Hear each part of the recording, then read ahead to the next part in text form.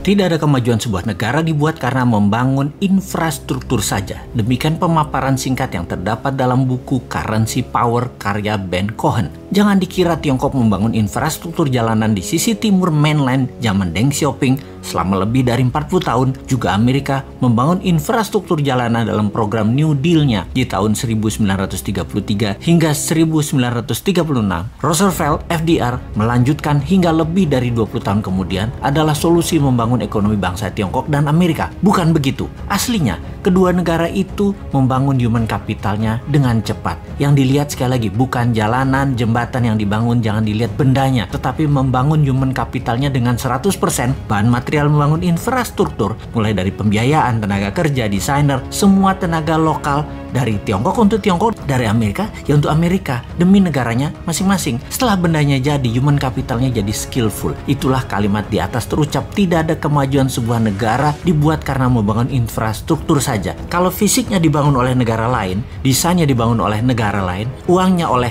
negara lain, teknologinya dari negara lain, materialnya dari negara lain, itu membangun apa? Disinilah kita harus memfokuskan di dalam bangun negara ini secara sesungguhnya. Pembelajaran rakyat Tiongkok tidak berhenti di situ, terus berlanjut di mana misalnya di tahun 1980-an ada jutaan orang Tiongkok belajar ke seluruh dunia dan terus dilanjutkan hingga saat ini. Kalau tahun 1933 dan 1936 New Deal-nya Roosevelt terlihat membangun infrastruktur, maka tidak akan sempurna jika dia tidak melakukannya dengan yang namanya Operation Paperclips. Operation Paperclips adalah operasi intelijen dengan codename Paperclips. Ini membawa ilmuwan Jerman lebih dari 1.600 orang untuk pindah ke Amerika sejak tahun 1945 sebelum kejatuhan Nazi hingga 1959.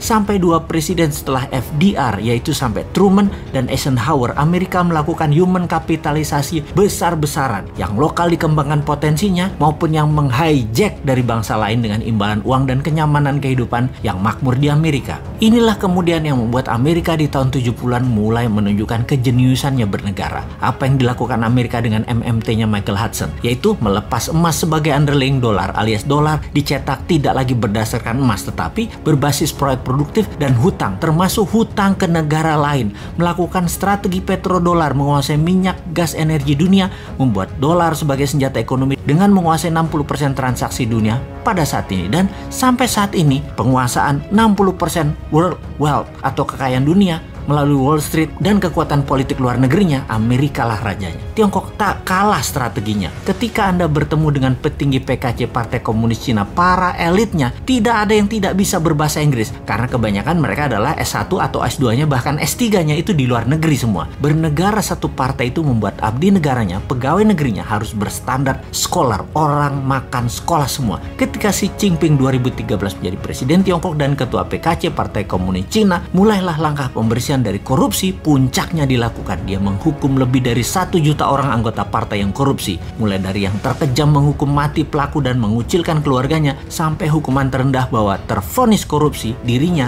dan keluarganya yang ada di kartu nama keluarga tidak boleh menggunakan fasilitas negara. Kemudian masuklah manusia-manusia terbaik Tiongkok menjabat, lalu dia mencanangkan BRI, Belt Road Initiative. Mulailah Tiongkok melakukan ekspansi keluar setelah 40 tahun membangun ke dalam. Kolonialisasi 5.0 berbasis bantuan ekonomi dengan produk Tiongkok, uang Tiongkok, SDM Tiongkok dimulai. Negara yang lemah pemahaman nasionalisme, kuat pragmatis dan beraliran populis, pasti kemakan strategi Tiongkok yang punya strategi yang memang berlawanan dengan kampret Amerika yang pakai jalan preman. Makanya hard power Amerika menjadi terlihat buruk dan soft power Tiongkok tidak terbaca sampai sumber daya alam suatu negara habis. Harusnya kedua negara tersebut, yaitu hard powernya Amerika dan soft powernya Tiongkok, hanya bisa dilawan dengan smart powernya New Mind. Gak seimbang nih perang atau warfare lawan Tiongkok dan Amerika kalau bernegaranya ala old mind yang beraliran populerisme dan tidak terlalu nasionalis, lebih miring ke oligar, ke globalis dan kekuatan besar dunia lainnya. Kalau New Mind ngelawan pasti karena beda bernegaranya.